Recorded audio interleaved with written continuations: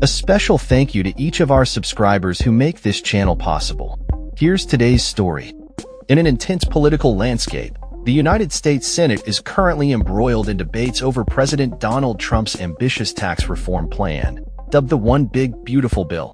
This sweeping legislation, which aims to deliver substantial tax breaks, is being pushed through with hopes of passing it before the upcoming Independence Day holiday.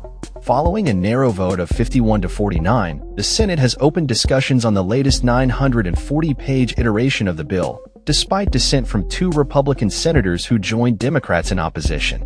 With Republicans holding a slim majority of 53 seats in the Senate and Democrats at 47, the stakes are high. The House of Representatives, also under Republican control, previously passed a different version of the bill with a razor-thin margin of 215 to 214. For the legislation to become law, both chambers must agree on the same text, leading to potential negotiations for a compromise bill. If successful, the final version would be sent to President Trump for his signature. As the Senate deliberates, the question looms: who stands to gain and who will suffer under this proposed legislation? On one side, the bill promises to extend tax cuts introduced during Trump's first term.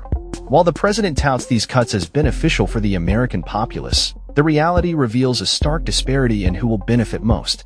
An analysis from the Nonpartisan Tax Policy Center indicates that over a third of the total tax cuts would flow to households earning $460,000 or more annually, with 57% of the cuts directed towards those making $217,000 or more. This translates to an average tax reduction of approximately $2,600 per household by 2026, heavily favoring high-income earners. Additionally, the proposed legislation seeks to permanently increase the child tax credit to $2,200 per child, a modest rise compared to the House's proposed $2,500.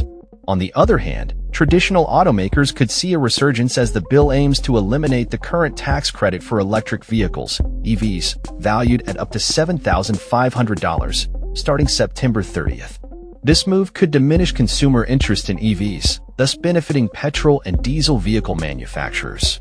In a notable shift, the bill would also exempt tips from taxation, easing the financial burden on service industry workers who currently must report tips exceeding $20 a month to their employers.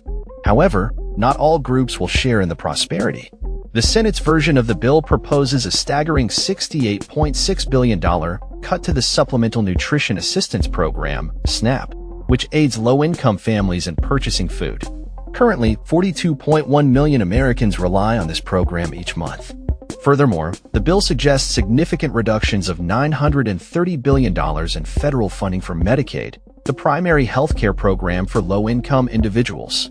Starting in 2026, able-bodied adults under 65 would be required to work 80 hours a month to maintain their Medicaid benefits, excluding those with dependent children. As of March, more than 71 million low-income Americans were enrolled in Medicaid. The impending cuts to the EV tax credit have drawn sharp criticism from prominent figures, including billionaire Elon Musk, CEO of Tesla. Musk has vocally opposed the bill, labeling it a disgusting abomination and warning that it would destroy millions of jobs while favoring outdated industries over future innovations. His criticisms have sparked a backlash on social media, especially as he threatened to fund primary challenges against Republican lawmakers who support the legislation.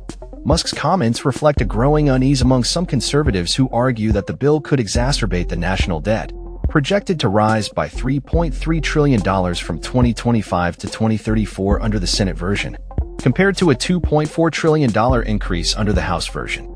With the current U.S. national debt exceeding $36 trillion, this has raised significant concerns about fiscal responsibility. In a twist of irony, Musk's past financial support for Trump and other Republicans has led some to accuse him of hypocrisy. Critics have pointed out that his previous endorsements and contributions may have contributed to the very policies he now condemns. As the debate continues, Trump has responded to Musk's criticisms, accusing him of hypocrisy and suggesting that federal subsidies supporting Tesla and SpaceX warrant investigation. Musk, in turn, insists that his opposition to the bill is rooted in a desire for fiscal responsibility rather than corporate welfare. As the Senate races toward a potential vote, the implications of the One Big Beautiful Bill will undoubtedly shape the future of American tax policy and economic structure. With clear winners and losers emerging from the proposed changes, the ongoing discourse will likely influence public sentiment and political dynamics leading into the next election cycle.